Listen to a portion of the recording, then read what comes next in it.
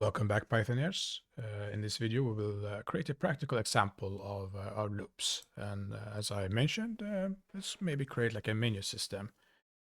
And I think we will continue to build upon it as we learn new things eventually in the future, or a similar example. But let's begin. So in this example, we're going to use both for loops and for and while loops. But first, let's see. Say we want to create a kind of like a menu system. So I'm going to start with while true.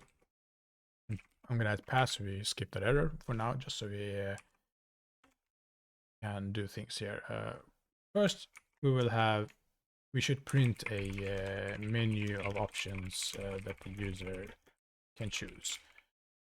Then we will need, I think we will need their input, get user input. And then based on that input, do different things.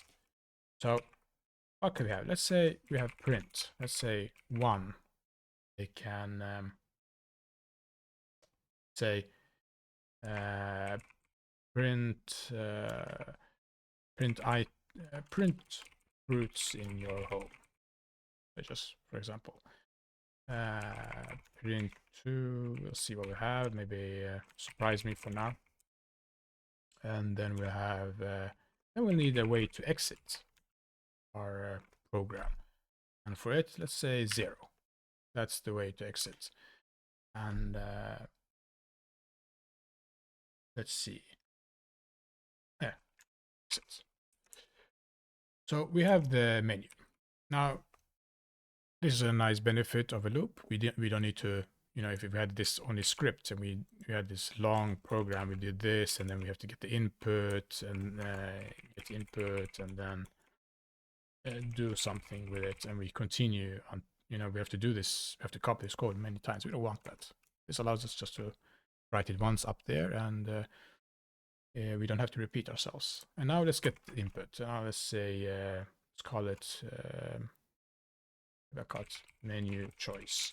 And here we will use the input function provided by Python, and let's say enter your choice. And there we have it. And based on the input, we need to do different things.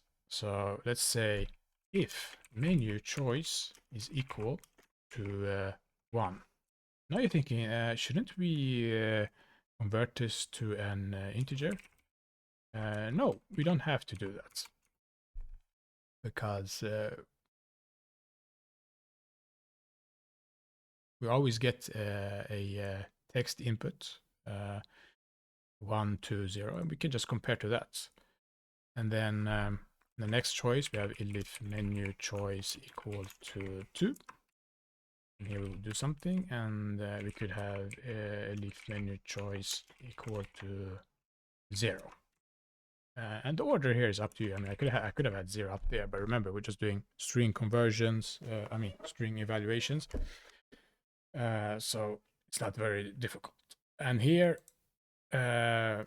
we can use a for loop. So we could say for fruit in, and remember, we could have created a list sequence of fruits, or I can just say apples, bananas, fruits. For now, we keep it simple. And in here, we could then print fruit. So that's our first functionality done. And then I said, surprise me. What do we do here? Surprise. Very boring. All right. And here we will need to terminate the program somehow. And simplest way is just to write break. But if we had a condition, a variable, then maybe we call it is running. Set it to true, then is running true, and then here instead of break, I could have used is running false.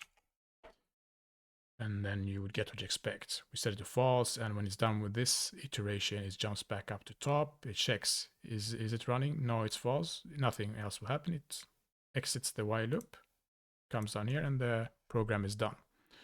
And we can try this. We can run it and we'll see if we get this right. And we will see some things we haven't considered when we wrote this now in our first step. So let me run it. We get our menu. Nice. Let's start with print fruits in your home. Apples, bananas, fruits. Cool. And then surprise me. Enter your choice to surprise. That's all it said. Yeah, that's boring. And then I'll do 0 exit. And we see we exit the program because we're back here. And I thought of one thing, maybe make this easier for us to read so we know it's output from the program. Perhaps we'll change the format a bit and we'll do something like these. And then let's see. Fruit. And then here we could do the same for surprise. Maybe here we could even say something more exiting, terminating program, you know. I feel like a Terminator right now. And then we can do the same. Do 1. We see it's easier to see that this was output from the program. And then surprise me the same. We see the surprise. And then, oh boy, here I could have done, doesn't matter, whatever. Terminating program.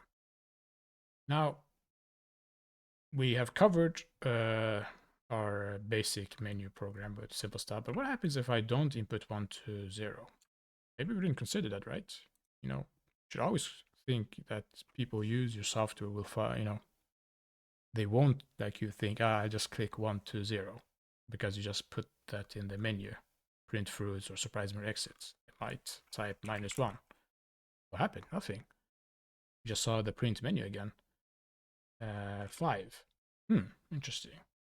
And now when I think of this is very hard to read.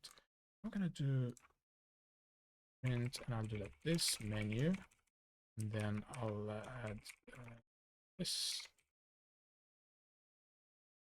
like this. Let's see. I'm not sure if it's equal length. And then perhaps I can do something else here. You see, a print, it adds a new line by default, and I can add even one more by just using a special character. It's if I do this right, Windows there. Do the no, it's not even that one. It's this. Nope, it's this one. Okay. For a Nordic keyword, it's the Control-Alt-0. I think it was. Nope, it was plus. And then I put N, which is short for new line. And we get some extra row here. I mean, we could have done the same just by typing print, but why add another line? And if we look at the menu now, how it looks, and if I just type 5, add a spacing here as well. So I'll add this new line character here. I'll rerun. If I now type my input 5 and we see enter your choice. Did I get how I wanted it? No, I don't think so. All right, let's keep it simple. One new line is enough. All right. So we saw if I type any input that is not 1, 2, or 0, nothing happens. So when I typed 5, it's checked. Was it 5? No. Was it 5? No. Was it 5? No. When came to the end of the loop, went back up. So we need to cover that kind of situation. And here we can add our else. And we could say invalid choice. Try again. And then we can run it. Let's say if I type 5. Right, I think when you rerun like this, we have to kill the terminal and rerun it like that. There we go. And then if I type 5, invalid choice, try again. So we see that we have handled it. The user gets feedback. Imagine if they're doing a feedback, like what's going on, what's wrong. So I can type anything. I can type ABC. Just say the invalid choice, try again. So this is a simple use case. Our menu system might look. We have a segment where we're like printing the menu and what we can do in this program, and then we get the input. And if we had an integer-based system, we might convert this to int, but then we also need to handle that, and we haven't gone through error handling or the try except block, but we will later.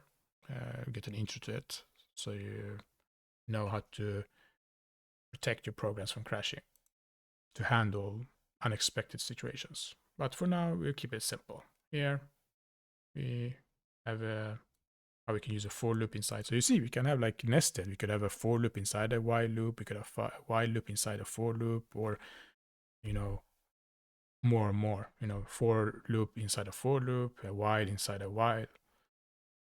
And there will be certain future use cases for that with AI. But for now, keep it simple. And we might expand on this boring menu later, make it more interesting as we learn new things. Until next time.